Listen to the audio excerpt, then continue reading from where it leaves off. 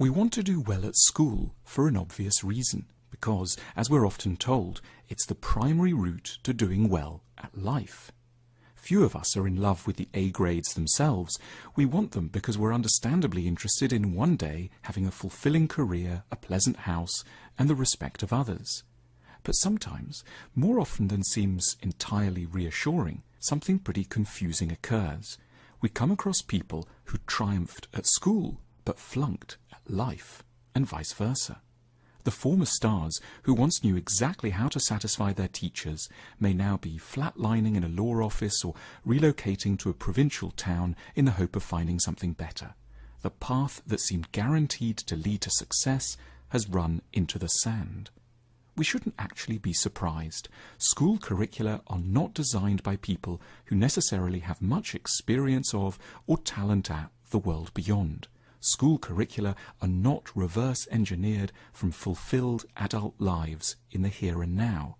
They were intellectually influenced by all kinds of slightly random forces over hundreds of years of evolution, shaped by, among other things, the curricula of medieval monasteries, the ideas of some 19th century German educationalists, and the concerns of aristocratic court societies.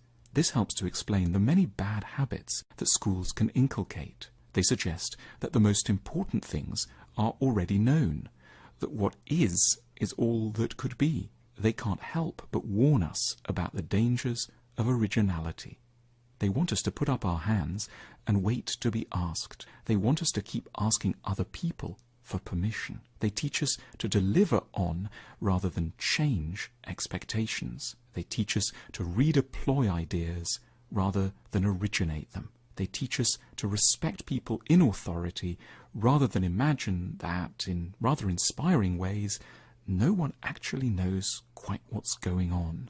They teach us everything other than the two skills that really determine the quality of adult life: knowing how to choose the right job for us and knowing how to form satisfactory relationships.